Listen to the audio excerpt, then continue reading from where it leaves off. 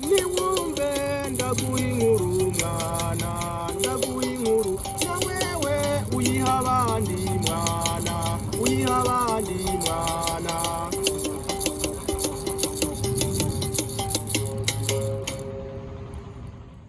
Barundi kazi inshuti z'Uburundi mwege mwese mwumva ururimi rw'ikirundi c'abarundi ndabahaye mwiriwe.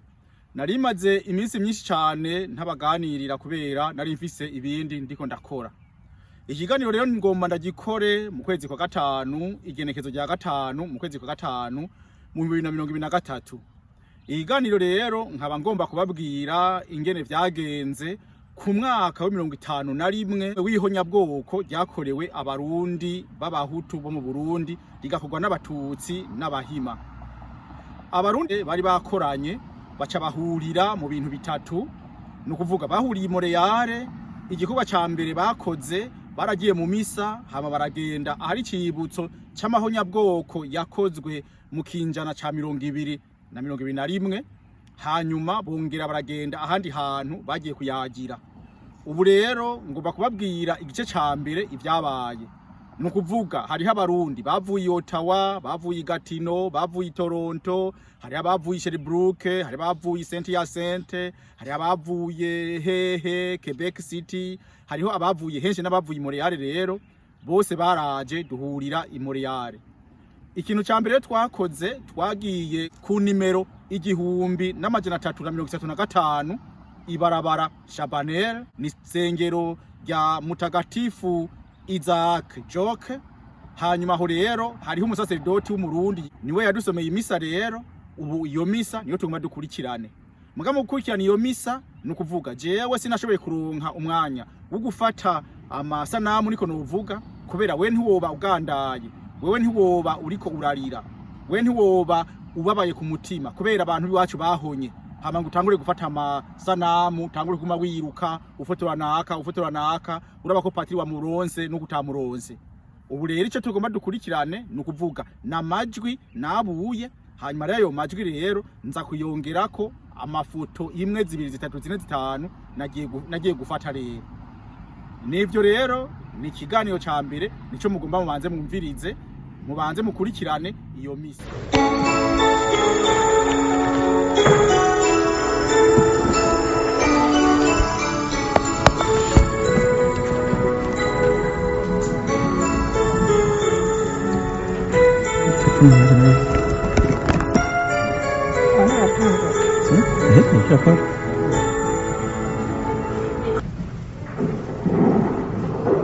Chers frères et sœurs, je vous prie de vous lever pour qu'on puisse accueillir le Seigneur.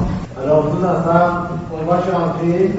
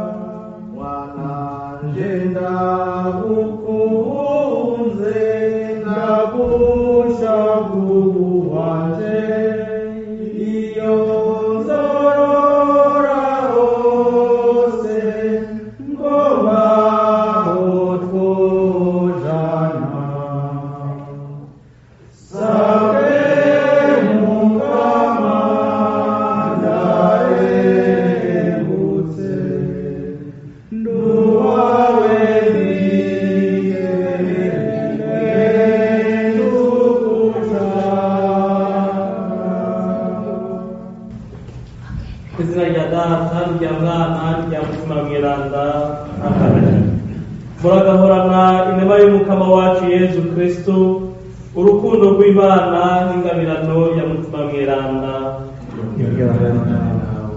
imitima y'aberanda bakurikiye Yezu Kristo iranezerewe mu ijuru, kandi kuko benshi basesewe amaraso yabo kubw'urukundo bamufitiye, barahimbawe hamwe nawe mu myaka n'imyaka. Bavukanyi, uyu munsi turasubiye guhurira hamwe nk'uko duhora tubikora ku mwaka utashe, kugira ngo twibuke abacu bahitanwe n'ikiza cyo mu mwaka w'1972, bose tukabibuka carimwe, ariko umwe wese mu mutima wiwe akibuka cyane cyane abo mu muryango wiwe, abafise ku muzirikanyi, amacuti, abavyeyi, abo twiganye, abo twagendanye nabo, abatugiriye neza, abo twariko turakurana, abo tuba dufise mu muzirikanyi tuje guserukira, ariko kandi tuvugira bose muri rusange. None rero tugira ngo tubiture umukama tutazirikana yigeze gushikira abapfiriye Israeli, abamarati bapfiriye Israeli. Igisomwa kibaye nka kirekire, mugabo tutumvirije kiradufasha gutahura ko uruhamo ari ikintu cabayeho kuva kera, no muri Bibiliya baratwereka abantu bahamwe bazira ukwemera kwabo, bazira ivyiyumviro vyabo, bazira uko bameze. Ico gisomwa turaza kukizirikana, tuzirikana n'inkuru nziza y'ejo ku munsi w'Imana. Irashimye ko tayihindura kugira ngo abo bitaza gukundira ko baronka akanya ko kuja gusenga ejo babe bazirikanye iryo jambo ry'Imana Dominika gaburira muri ino ndwi. Rero dusaba Imana imbabazi ku bicumuro twakoze, duhereze inkukanyarana y'imisa ise umutima twagiriza. Ndirega ku Mana rugira byose no kuri mwebwe bene wacu, kuko nacumuye cyane mu vyiyumviro, mu mvugo, mu ngiro no mu kwibaza nategerezwa, niko naracumuye, cumura mbizi, cumura n'ibigirankana. Nico gituma ntabaza Mariya kuhimbaza yaje kumikira n'abamarayika n'aberanda bose, namwebwe bene wacu munsabire gukundana Imana yacu. Imana rugira byose nitugirire ikigongwe, maze niyamara kuturekurira ibicumuro byacu, iduhe ubuzima bw'amahoro. Amen. Mukama tugirire ikigongwe, Mukama tugirire ikigongwe. Kristo tugirire ikigongwe, Kristo tugirire ikigongwe. Mukama tugirire ikigongwe, Mukama tugirire ikigongwe. Imana irinahazwe mu ijuru, ku isi naho haza amahoro. Ku bantu Imana ikunda bakayikundira, turaguhaya, turakuyaga, turagusenga, turakurinahaza, turakengurutsa inganje yawe y'agahebuza. Wowe Mukama Mana mwami w'ijuru, Mana data rugira byose, Mukama mwana w'ikinege Yesu Kristo, Mukama Mana mwagazi w'Imana, mwana wa data, wowe ukura abantu ibicumuro tugirire ikigongwe, wowe ukura abantu ibicumuro turagutakambira utwumvirize. Wewe wicaye ibyo bwa data tugirire ikigongwe, kuko ari wowe musa mweranda, wowe musa mukama, wowe musa udasumbwa Yesu Kristo, muri kumwe na mutima mweranda, muri nahazwa bwa Mana data. Amen. Turasabira kandi muri iyi nkuka y'imisa umwe mu macuti yanje yitavye Imana araheze bayinga abiri n'iminsi mikeyi, bamushimura uno munsi, yitwa Apolinere. Nawe Umukama amugirire neza, amushire mu kibanza c'aberanda. Dusabe. Mukama, umwana wawe w'ikinege amaze gutsinda urupfu, uramuhaye kwinjira mu buninahazwa bw'ijuru. Kunda rero utabare abasavyi bawe turi gusabira twibuka bahitanywe n'ihonyabwoko ryo mu mwaka w'1972, kugira ngo ubakire mu bwami bw'ijuru niwaba utarabikora. Wongere uremeshe imiryango yabo, uremeshe ababuze imfuvyi n'abapfakazi, uremeshe n'ababuze utwabo gushika n'ubu batarabisubizwa. Niwakire kandi umusavyi wawe Apolinere, kugira ngo muhe akanyamuneza kadashira mu ijuru, kugira ngo bose bamaze gutsinda urupfu uturaririye twese bashobore kwama bakubona ukuri, wowe wabaremye ukabacungura. tubigusabishije Yezu Kristu umwana wawe akaba n'umukama wacu we Mana musangi butumarigane na mutima mweranda ubu no mu myaka yose amen. Cyane twumvirize isomo cya mbere ni kirekire dusaba kugira patience. Lecture tirée du chapitre du deuxième livre des martyrs d'Israël. 7 frères avaient été arrêtés avec leur mère. À coup de fouet et d'honneur de bœuf, le roi Antiochus voulut les contraindre à manger du porc, viande interdite. L'un d'eux se fit leur porte-parole et déclara: Que cherches-tu à savoir de nous? Nous sommes prêts à mourir plutôt que de transgresser les lois de nos pères. Fou de rage, le roi ordonna que l'on chauffe des poêles et des chaudrons.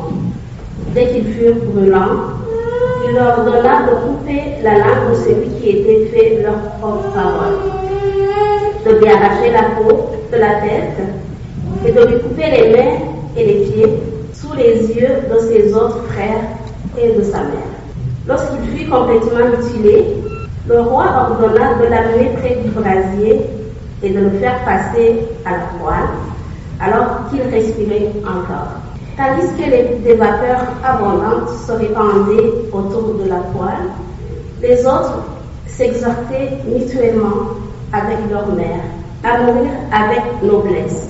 Ils disaient: Le Seigneur Dieu nous voit et, en vérité, nous apporte le réconfort. Lorsque le premier fut mort de la manière, on amena le deuxième pour le torturer. On lui arracha la peau de la tête avec les cheveux. Puis on lui demanda: Mangeras-tu plutôt que d'être châtié dans ton corps, membre par membre? Au moment de rendre le dernier soupir, il dit: Tu es un scélérat, toi qui nous arraches de cette vie présente. Mais puisque nous mourrons par fidélité à ses lois, le roi du monde nous ressuscitera pour une vie éternelle. Après cela, le troisième fut mis à la torture. Il tendit la langue aussitôt qu'on lui ordonna, et il présenta les mains avec intrépidité. Il en déclara avec noblesse: C'est du ciel que je tiens ces membres, mais à cause de ces lois, je les méprise, et c'est par lui que j'espère les retrouver. Le roi et sa suite furent frappés de la grandeur d'âme de ce jeune homme qui comptait pour rien les souffrances. Lorsque celui-ci fut mort, le quatrième frère fut soumis au même service. Sur le point d'expirer, il parla ainsi: Mieux vaut mourir par la main des hommes quand on attend la résurrection promise par Dieu, tandis que toi, tu ne connaîtras pas la résurrection pour la vie. On amena aussitôt le cinquième pour le tourmenter. Fixa les yeux sur le roi, il dit: Tout mortel que tu es, tu as autorité sur les hommes et tu fais ce que tu veux. Ne t'imagine pas pour autant que notre race soit abandonnée de Dieu. Après celui-là, on amena le sixième qui subit le même sort qu'un de ses frères. Leur mère fut particulièrement admirable et digne d'une illustre mémoire. Voyant mourir ses 7 fils dans l'espace d'un seul jour, elle le supporta vaillamment parce qu'elle avait mis son espérance dans le Seigneur. Elle exhortait chacun d'eux dans sa langue de ses pères. Cette femme héroïque leur parlait avec courage viril. Je suis incapable de dire comment vous vous êtes formés dans mes entrailles.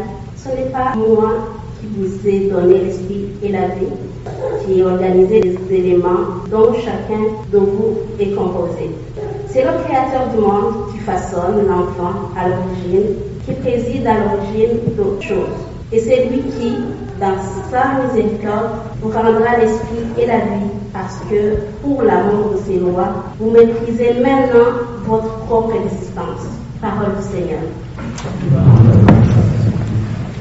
Est-ce qu'on peut se lever?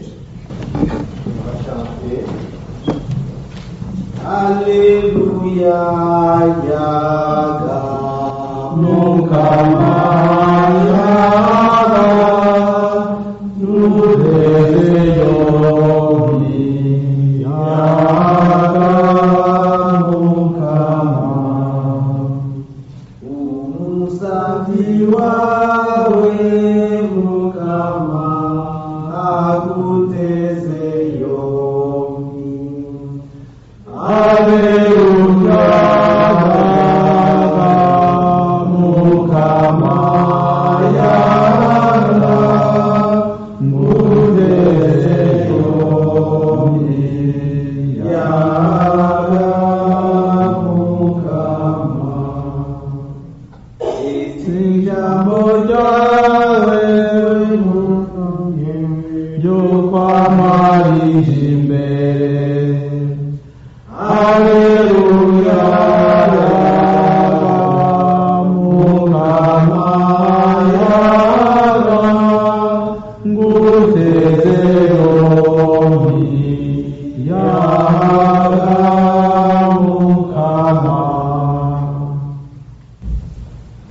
Le Seigneur soit avec vous.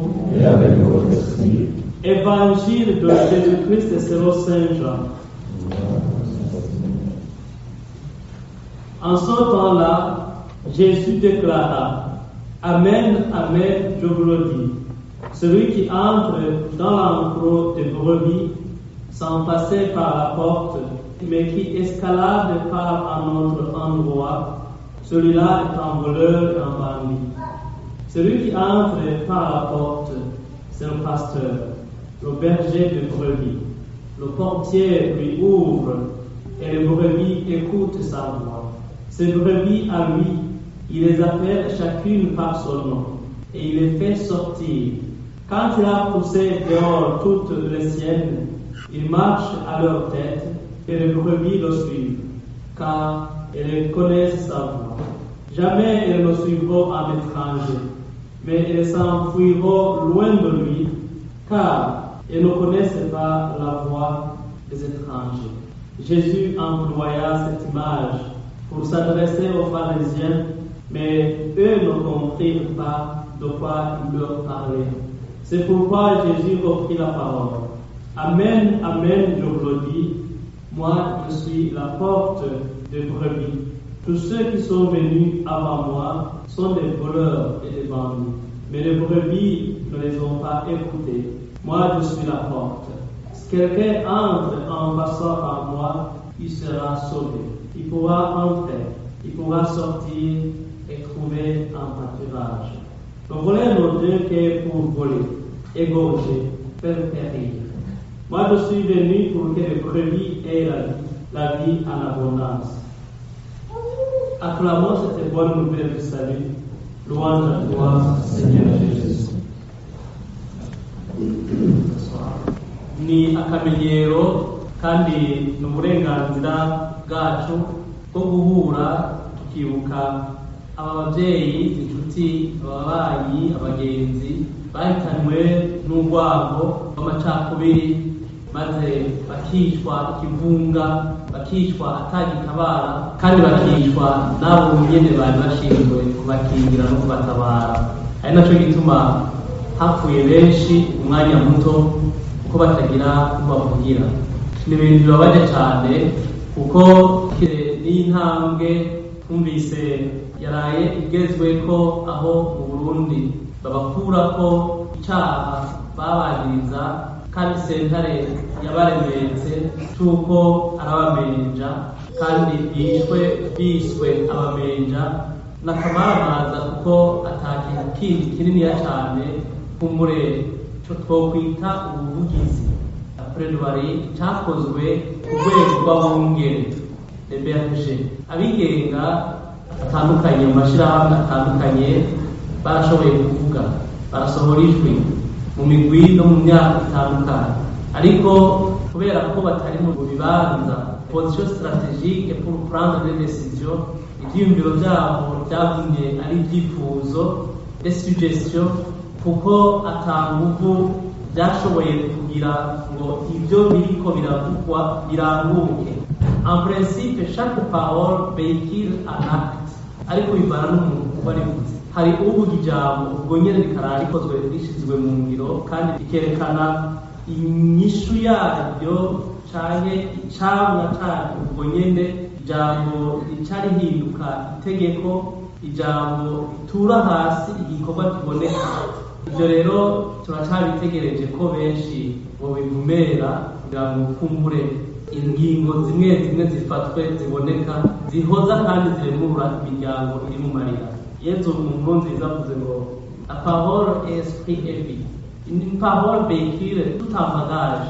Une parole, c'est pas seulement quelque chose qui va sortir parce qu'on a frappé les lèvres, parce qu'on a bougé la langue, mais il y a tout un ensemble de choses qu'une parole peut occasionner.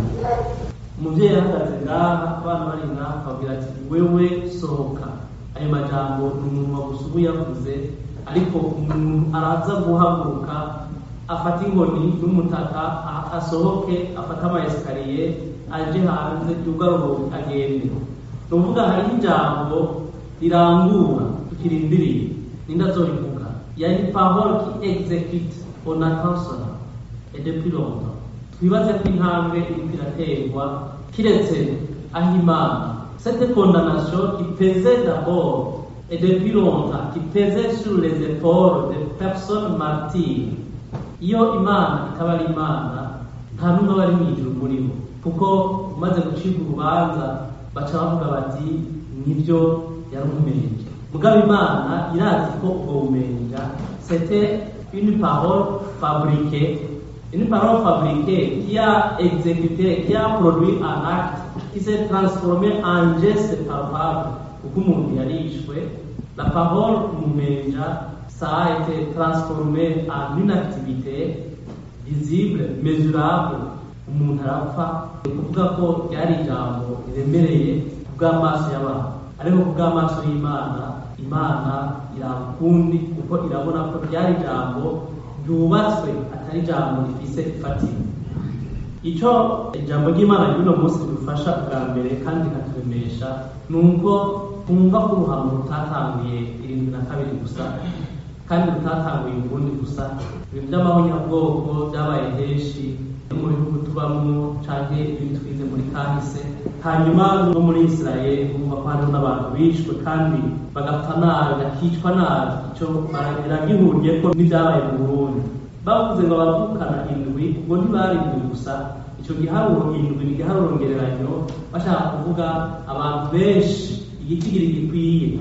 Abo bantu bavukana indwi, bo mu muryango umwe, bo mu nzu imwe, bavuga rumwe, b'imico imwe, mu bwoko bumwe, basangiye identite, barafashwe bicwa nabo badasangiye imyemerere, badasangiye kambere, badasangiye ivyiyumviro mu kwemera, kuko bavuga bati twe turabibiri bagira nabo ntibabiki. Nico bafatiyeko. Ico rero duhuriyeko n'aba bantu nuko objectif itari yo kwica abavukana indwi gusa, objectif yari kubica no kubica nabi. Niyo bavuga bati umwe bakabanza kumukura ko urushaka ko ku mutwe rwose n'umushatsi, ubundi bagasokora ururimi bakaruca, ubundi bakamuca amaboko kandi bakayaturira boro, ubundi bakayaturira ari kuri we, n'ibindi. Bafata umugambi wo kubica, uwa mbere babica nabi, uwa kabiri babica nabi, uwa gatatu babica nabi, kugeza indwi ca giharuro gikwiye aha bose bapfe nabi. Nibatubereye karorero mu kuremeshanya nk'uko uyu muvyeyi mama wabo yabaremesheje. Namwe musigaye ngaho mu telefone muremeshe imiryango umuzi yavuyemo abantu bishwe nabi muri ico gihe 2002.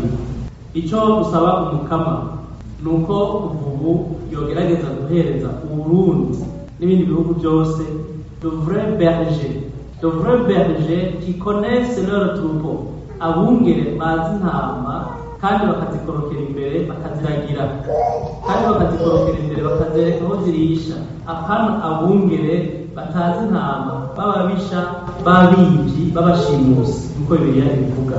Ivyo tubisabire ku Burundi n'ibindi bihugu byo kw'isi, cyane cyane ibihugu duturanye twegeranye tubana navyo. Hanyuma ico tugomba guhereza ko ni ijambo umukama avuze ati moi je suis la porte, si quelqu'un entre en passant par moi, il sera sauvé. Il pourra entrer, il pourra sortir et trouver un pâturage. Le voleur ne vient que pour voler, égorger, faire périr. Moi, je suis venu pour que les brebis aient la vie et la vie en abondance. Qu'est-ce que nous devons faire?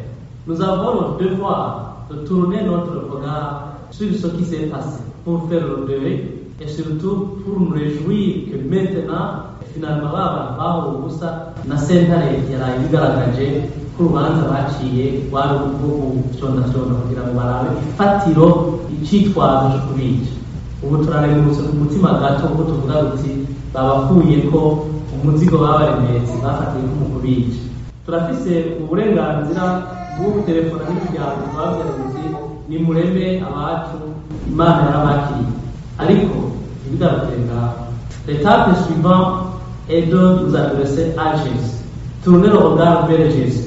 Kugira ngo kuko dusabira ubuzima bamaze kugenda n'abasigaye baronke la vie et la vie en abondance, en libérant ses âmes, en relâchant ses âmes, en les projetant dans la main de Dieu, nous libérons nos âmes. Je pourrais dire transférer. Tubafise mu minwe, tubafise mu mutima, tubafise mu vyiyumviro vyacu, mais ne regardez pas pour vous. Laissez-les partir dans la main de Jésus et libérez-vous ainsi. Ça c'est l'étape importante, mais hari iyindi étape ikomeye igoye kandi ntihagire n'umbaza nanjye none nawe tumaze kuyigeraho. Etape igoye ni yuko tumaze gufata iyo mishaha iyo mitima abo bantu tukabashira imbere y'Imana tuvuga tuti na Yesu yabivuze gutyo ku musaraba ati Mana nabo babikoze nabo tubasize imbere yawe nubarekurire kuko ntibari bazi icyo bariko barakora. Parce que en gardant rancune, en gardant une dent contre cette personne, nous restons liés. Natwe tuba tubaye libérés. C'est vrai que c'est difficile, mais c'est une condition obligatoire pour nous tous. Nema y'Imana idufashemo kwirekurira no kurekurira abandi kugira ngo turekurigwe. Umukama duheza imbere ku izina rya Data, rya Mwana, rya Mutima Mweranda. Amen. Je crois en Dieu, le Père Tout-Puissant, Créateur du ciel et de la terre, et en Jésus-Christ, son Fils unique, notre Seigneur, qui a été conçu du Saint-Esprit, et né de la Vierge Marie, a souffert sous Ponce Pilate, a été crucifié, est mort et a été enseveli, est descendu aux enfers, le troisième jour est ressuscité des morts, est monté aux cieux, est assis à la droite de Dieu le Père Tout-Puissant, d'où il viendra juger les vivants et les morts. Je crois en l'Esprit Saint, à la Sainte Église catholique, à la communion des saints, à la rémission des péchés, à la résurrection de la chair, à la vie éternelle. Amen. Tugira igisabisho twita igisabisho rusange ukuvuga mu kwisabira no gusabira aba bacu bagiye n'imiryango basize, hanyuma tugasabira n'igihugu cacu umwe wese ko mutima mweranda bimuhaye. Icyo gisabisho tubikora nkana ko tutagitegura ngo tuze kugisoma ngaha kuko ni igisabisho cy'umuryango w'abakristo. Natumiye rero abumva noneho ndazi ko mwese mubyumva kuko nico cabazanye. Ufite igisabisho ku muzirikanyi aze ngaha, abantu 4 cyangwa 5 baserukira abandi, hanyuma tugire icyo gisabisho duhereze Imana bacu dusabe. Ntibitegerezwa kuba byateguwe mu mutwe mutima mweranda n'ihari kugira ngo abidufashemo spontanément et volontaire de télévision. Turagusabye Mukama twumvire, turagusabye Mukama twumvire. ushobora kuzira rimwe kuba communauté alimentaire, ndabona Ottawa, peut-être Gatineau, peut-être Québec, cyane hanze spontanément abantu peu importe les critères commencé gusabira abantu dans n'importe quelle langue, en français ou en anglais, abapolitiki cyangwa abagatolika, c'est toujours bienvenu. Abamama ntabwo barabiserukira, usaba umumama umwe biba bishoboka. Bashobora no kubikubira hariya mu kibanza. Mukama, muri iki gihe turiko twibuka ababyeyi bacu abo tuvukana inshuti n'abagenzi bahonejwe mu bwicanyi bakorewe mu mwaka w'1972 bazira ko ari abahutu. Turakwinginze Mana ngo wongere tubibemo ukwihangana, na cyane cyane usaba inkomezi yo gutera intambwe yo gushobora kwihanganira ibyo byadushikiye no gushobora guharira abo batugiriye nabi, abo batwiciye abacu. Turabigusabye Mukama. Turagusabye Mukama twumvire. Mukama Mana yacu, kuno munsi buzuye imyaka 51 tubuze abacu, tubuze abavukanyi, tubuze inshuti n'abagenzi. Turagusabye Mukama ubandanye uremesha abasigaye bagumana icyizere, na cyane cyane ko tubona twaraye turonse icyizere ko bakura ko izina ribi ry'ubumenja bambitswe ku karenganyo. Iyi myaka 51 watuziganye ukatuzigama mu kwizera, ubandanye twemesha no mu minsi iri imbere. Turagusabye Mukama. Turagusabye Mukama twumvire. Pour ceux et celles qui, après tant d'années, subissent encore aujourd'hui les conséquences du génocide de 72, nous te demandons, Seigneur, de garder toujours nos cœurs ouverts pour pardonner et aimer. Turagusabye Mukama twumvire. Mana nzima, uvuga uti ubukuru bwose buriho butangwa n'Imana, ne turafise abakuru. Uwo dufise ari imbere gusumba twese yitwa General Major Evariste Ndayishimiye. Mushiremwo umutima wo kubona kure, abimbonera kure gusumba bose, afata ingingo zubahiriza abarundi bose, harimo kudukurako icyeyi cy'ubumenja, harimo kwemeza ko iyo nyabwoko ryabaye, hanyuma turire, hanyuma tugandare, tuganduke, dukora ibyiza kugira ngo ishaka ry'Imana ribandanye ribaho. Turabigusabye Mukama. Turagusabye Mukama twumvire. Mukama Mana mushobora byose kandi wamaho, turagusabye ubandanye guhenzagira no kuzigama Uburundi n'abarundi. Wowe mwungere mukuru, fasha abungere batandukanye wahaye Burundi n'abari mu Burundi kino gihe, gufata ingingo n'ivyiyumviro birashe bitabara bikabohora imitima yacu.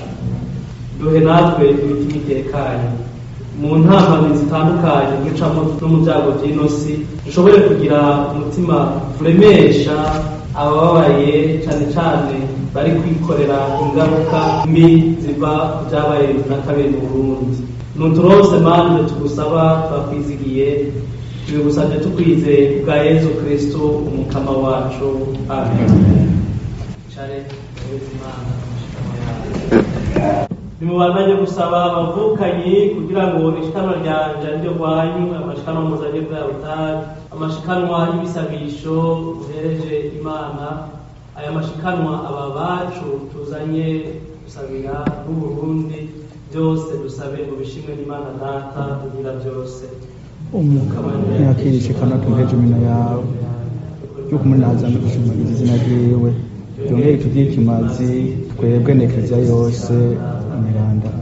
Data mweranda, niwakire irishikanwa tugutuye mu kwibuka aba bapfiriye umuvukano bazira ubwoko wabahaye, bakitwa abamenja, baciriwe urwangondagonde. Bakirane n'iryo shikanwa tuguhaye, maze natwe abasavyi bawe udufashe tubegwe no kuba intayegayega mu kwemera no mu kwemeza izina ryawe. Tubigusabishije Yesu Kristo umukama wacu. Amen. Nimuhorane umukama, kiruhutse umutima, tuwerereze umukama. Idushimire umukama Imana yacu. Birakwiye kandi biratunganye. Niko birakwiye kandi biratunganye ko twokurinahaza twawukengurukira iminsi yose na hose. Wowe mukama muvyeyi mweranda, Mana mushobora byose kandi wamaho, kuko naho nyene twari dukwiye gupfa, urukundo n'imbabazi udufitiye byatumye udusangiza ubuzima bwa Kristo. Twe twari twamizwe n'urupfu kubera igicumuro, tukarokorwa n'intsinzi yiwe. Nico gituma twihetse ku nteko zose zo mw'ijuru ngo twame tukuyaga ubunahazwa bwawe, tuvuga tuti mutagatifu mutagatifu mutagatifu, Mukama Mana y'ingabo, ijuru n'isi bisazwe n'ubunahazwa bwawe. Habwa impundu mw'ijuru, arakanahazwa unyurutse izina ry'umukama nahabwa impundu mw'ijuru.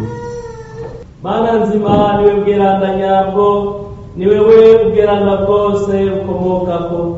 Nico gituma tugusavye ngurungike mutima mweranda atagatifuza irishikanwa rihinduke ritubere umubiri n'amaraso ya Yezu Kristu umukama wacu. Amen. Igihe bagira bamufate agira ngo atangure kubabara kuko abyishakiye, yafashe umukate aragukengurukira, arawumanyura, awuhereza abigishwa biwe avuga ati, akire murye mwese, iki n'umubiri wanje uza gutangwa ubwanyu. De même, à la fin du repas, il prit la coupe de nouveau, il rendit grâce et la donna à ses disciples en disant, prenez et buvez-en tous, car ceci est la coupe de mon sang, le sang de l'alliance nouvelle et éternelle, qui sera versé pour vous et pour la multitude en rémission des péchés. Vous ferez cela à mémoire de moi.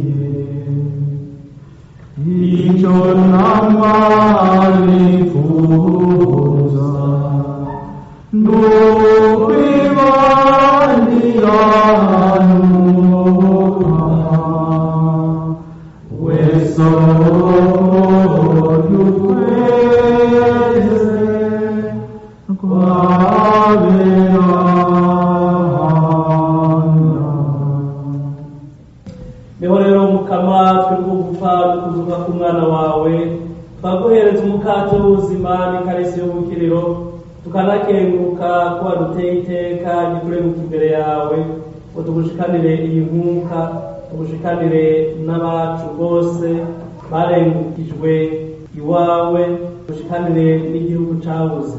Turatakambye dushimitse mu mutima mweranda dukoranirize hamwe, aduhe umutima umwe kudusangiye umubiri n'amaraso ya Kristo.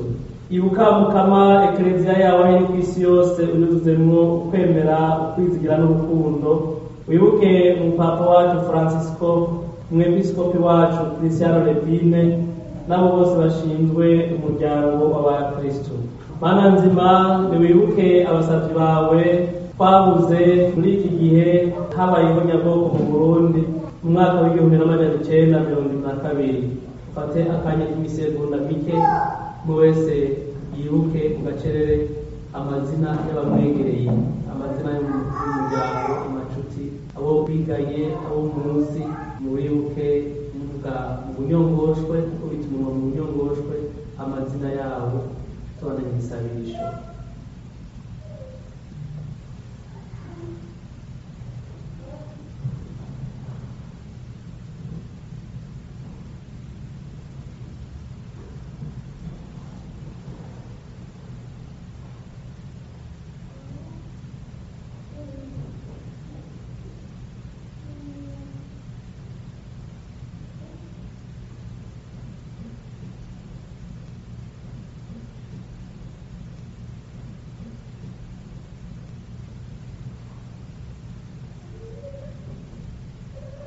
Nubibuke Mukama n'abasavyi bawe, wibuke niyo umusavyi wawe Apolinere turi gusabira yashinguwe uno munsi i Burundi, ko bari bemeye kubatizwa, eka mana nabo batari bwabatizwe, ayo maraso yabo niyo yabaye batisimu, bishushanya batyo n'umwana wawe yadupfiriye, nubatabare basangire n'izuka.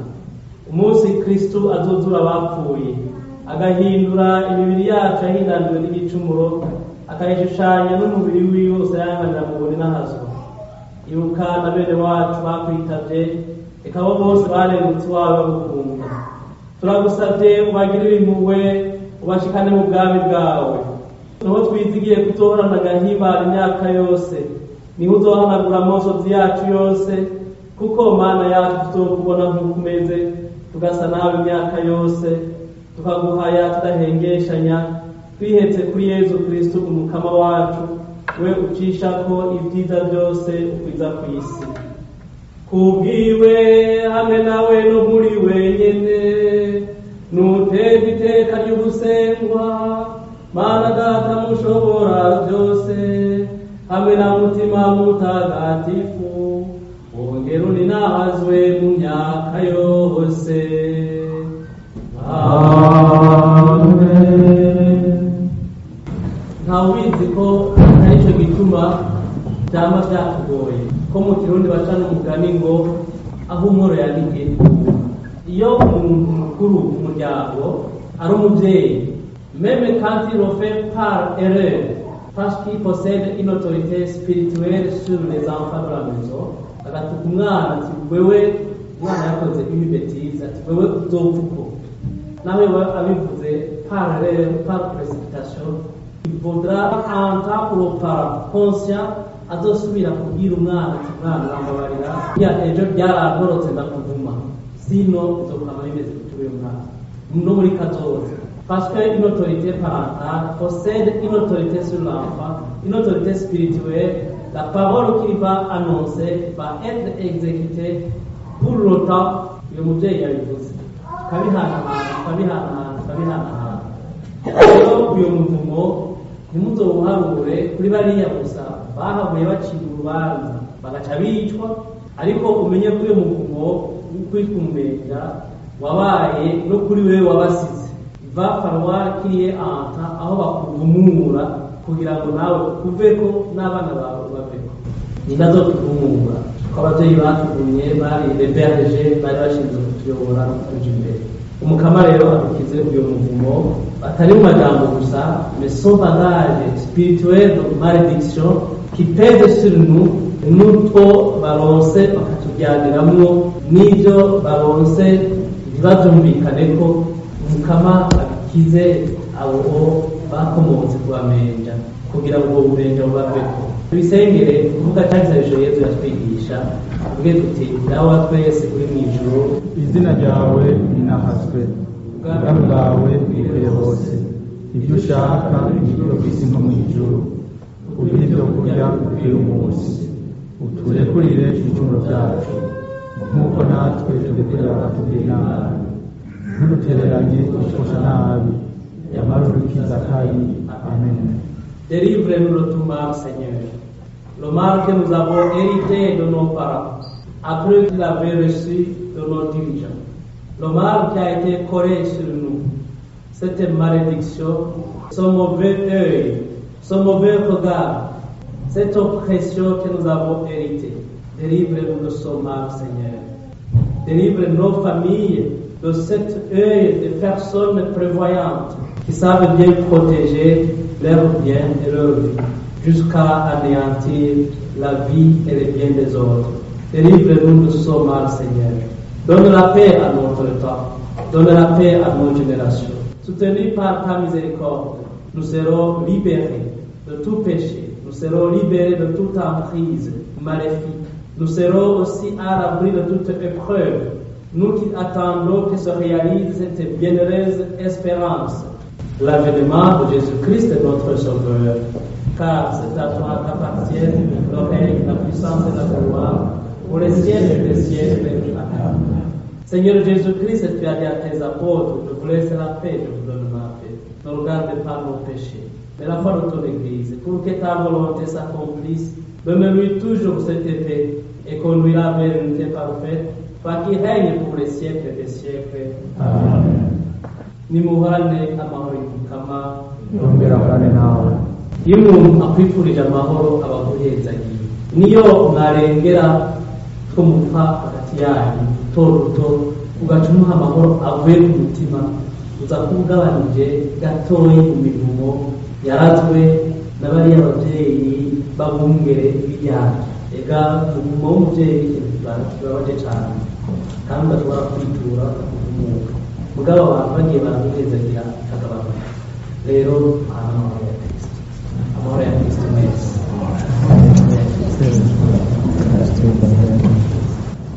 Amém.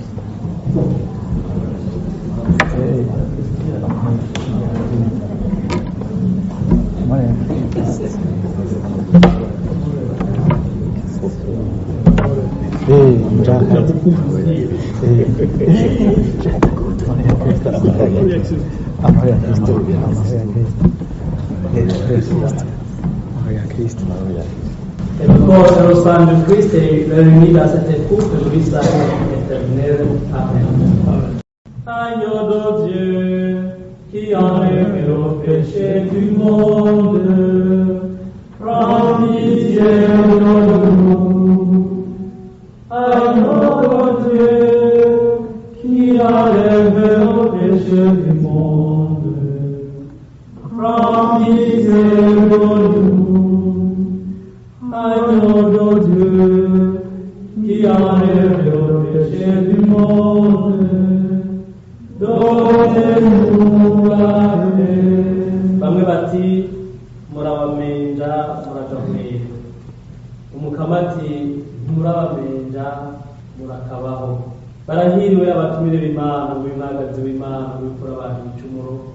Umukama ntibikwiye kuza mu mutima wanje, avuga ijambo na rimwe umutima wanje ukira. Umubiri n'amaraso bya Kristo bituzigamira bizoshikirize ubuzima budahera. Amen. Sinzi ko mu maparuwasi mwaje muvamo hari uwo bafise ubutumwa bwo gusangiza gufasha abantu ba Kristo kwakira Kristo, igihe rero hari yoza hano kugira ngo afashe gusangiza.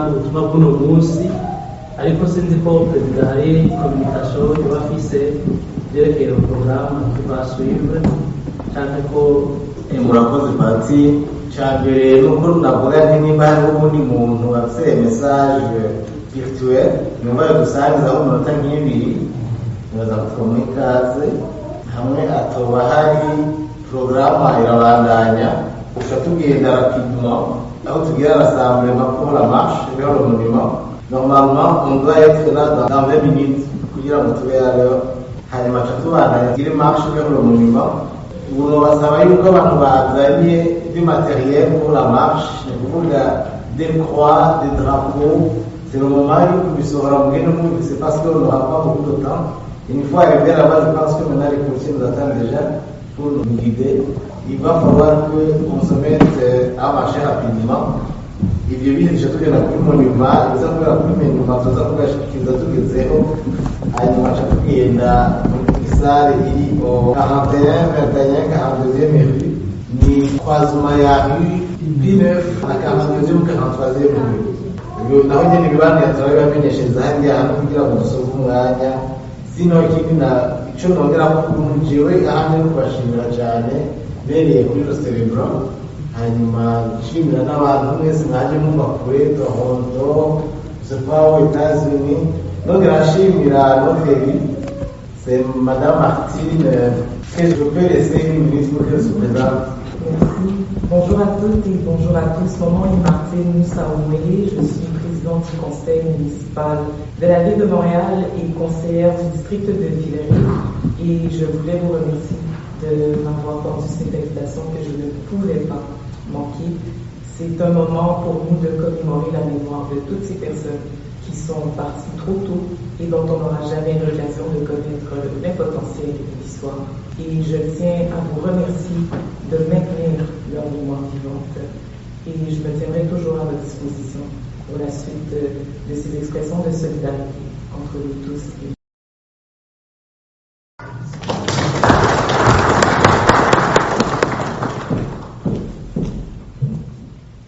nimuhorane umukama twongere dusaba umukama kubw'imbuka tuguhereje shungururira umukama umugisha wawe n'ikigongo cawe kubasavyi bawe bishwe bazira uko bavutse, maze abo wagabiye inema y'abatisimu ubagabire kandi umusesekara w'ubuhiro budahera, tubigusabishe Yezu Kristu umukama wacu. Amen. Nimuhorane umukama Imana rugira byose, Data na Mwana na Mutima Mweranda nibahezagire. Amen. Muruke turashikanye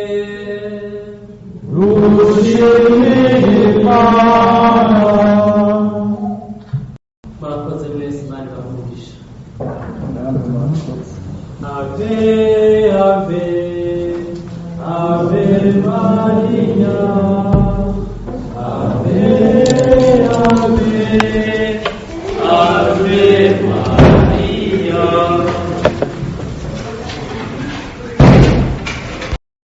Aho rero murumvise iyo misa nuko niko yagenze. None rero turakengurukiye umusaserdoti yadusabiye, ndakengurukiye kandi abarundi bose bashoboye kuza muri iyo misa, n'abatabishoboye mbere bahavuye baza hanyuma ndabakengurukiye. N'abarundi bose bahavuye badufata mu mugongo bakumva ko twakoze igikorwa hanyuma bakadushimira. Ndabashimiye, murakaramba, murakagwira, muragahora ku ngoma. Tubwiza kubandanya urugamba kugira ngo abacu ntibabe bariciye ubusa, kugira ngo ubuzima bw'abacu nivyo barahwereye mugabo baronke iteka, nivyo baramaze kumenjurwa, nivyo inama nshinga amateka n'inama nkenguza amateka baramaze kwemera ko ryariho nyabwoko mugabo ntibirahera neza, hari ibigisigaye. Ubu rero ndabakengurukiye, murakaramba, murakagwira, muragahora ku ngoma.